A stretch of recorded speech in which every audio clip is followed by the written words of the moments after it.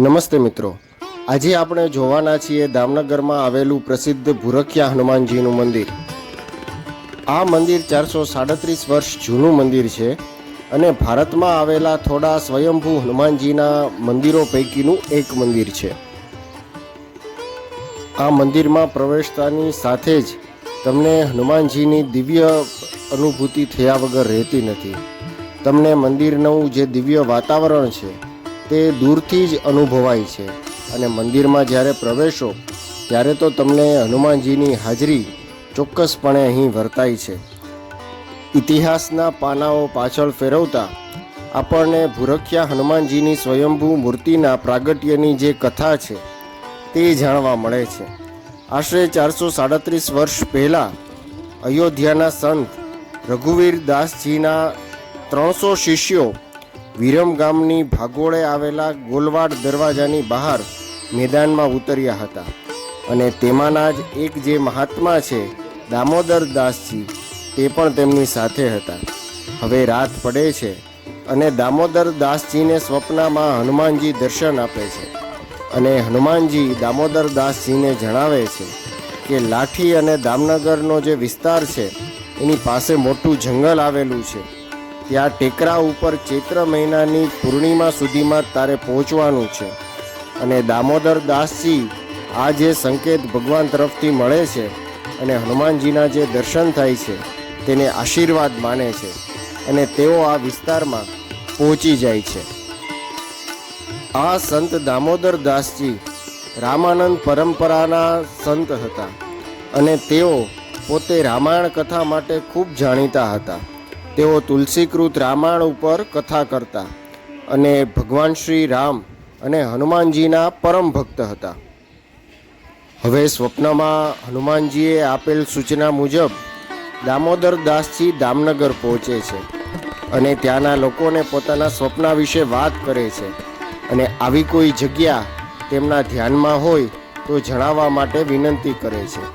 અને એ રીતે તેઓ જંગલમાં ફરે છે અને તે જે જગ્યા છે કે બાવળના વૃક્ષની પાસે ટેકરી ઉપર તે જગ્યાને શોધે છે અને જેવી રીતે સ્વપ્નમાં હનુમાનજીએ કીધું હતું, ચૈત્ર મહિનાની પૂનમે ત્યાં લોકોને જાણ થતાં જોવા માટે લોકોના પણ ટોળે ટોળા ઉમટી પડે છે. ચૈત્ર મહિનાની પૂનમની મધ્યરાત્રિનો સમય થયો.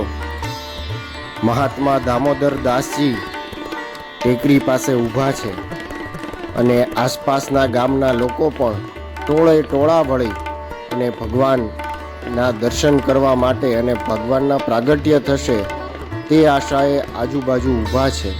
અને બરાબર મધ્યરાત્રિ થઈ અને આકાશમાંથી એક વીજળી થઈ અને તે જે ટેકરી ઉપરની જમીન છે તે જમીન ઉચકાઈ જાય છે અને એ જમીનમાંથી મૂર્તિ છે તે દર્શન દે છે. આ રીતે હનુમાનજી મહારાજની જે મૂર્તિ છે એ સ્વયંભૂ રીતે પ્રગટ થાય છે. લોકો તેને સિંદૂર ચડાવી અને સાષ્ટાંગ દંડવત પ્રણામ કરે છે અને હનુમાનજીને પ્રાર્થના કરે છે. ઘણા બધા દિવસ સુધી અહીં ભગવાનના ભજન અને આરતી ચાલે છે અને આ જ સ્થાને પછી આ હનુમાનજી છે તેનું સ્થાપન કરવામાં આવે છે અને બધા ભક્તો છે તે આજુબાજુના ગામમાંથી પણ આ વાત ફેલાતા હનુમાનજીના દર્શન કરવા માટે આવી પડે છે. લોકોએ આ મંદિરનું નામ અને આ જે જગ્યા છે તેનું નામ પાડવા માટે દામોદર દાસજીને વિનંતી કરી. એ માટે દામોદર દાસજીએ તેનું નામ આપ્યું ભૂરખિયા. આ જે ગામ છે તે પણ ભૂરખિયા ગામ તરીકે જાણીતું છે અને આ જે મંદિર છે તે ભૂરખિયા મંદિર તરીકે જાણીતું છે. ભૂરખિયાનો અર્થ થાય છે ભૂ એટલે જમીન અને રખિયા એટલે રક્ષા કરનાર. આ જે મૂર્તિ છે તે જમીનમાંથી નીકળી છે અને આજુબાજુના લોકોનું તે રક્ષા કરે છે. તે માટે આ જે મંદિર છે અને આ જે ગામ છે તેને ભૂરખિયા નામ આપવામાં આવ્યું સંત દામોદર દાસજી દ્વારા. સંત દામોદર દાસજીએ આપેલા નામ પ્રમાણે આ જે મંદિર છે અને જે હનુમાનજી છે તે સાચે જ આસપાસના લોકોની અને સર્વેની રક્ષા કરે છે અને તેમને કુશળ રાખે છે. આ જગ્યાનો પ્રભાવ પણ એટલો છે કે દેશ વિદેશમાંથી લાખો શ્રદ્ધાળુઓ અહીં આવે છે. શરૂઆતમાં સ્થપાયેલ નાનું મંદિર આજે તો વિશાળ મંદિરનું રૂપ લઈ ચૂક્યું છે.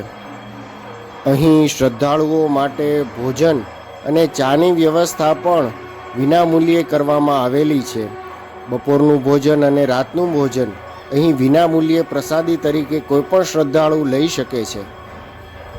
દૂરથી આવતા શ્રદ્ધાળુઓ માટે અહીં રહેવાની વ્યવસ્થા પણ કરવામાં આવી છે અને આ જગ્યા ખૂબ જ સુંદર છે અને તમને મંદિર પરિસરમાં અને ગામમાં પણ આ મંદિરનો જે પ્રભાવ છે તે તમને ચોક્કસપણે જોવા મળશે અને એક પરમ શાંતિનો અનુભવ તે તમને કરાવશે. હવે આપણે મંદિરમાં થતી આરતીનો લહાવો માણીએ. ઓમ શ્રી ભૂરખ્યા દાદા રક્ષા સર્વદા. ઓમ શ્રી ભૂરખ્યા દાદા રક્ષા સર્વદા. ઓમ શ્રી ભૂરખ્યા દાદા રક્ષા સર્વદા.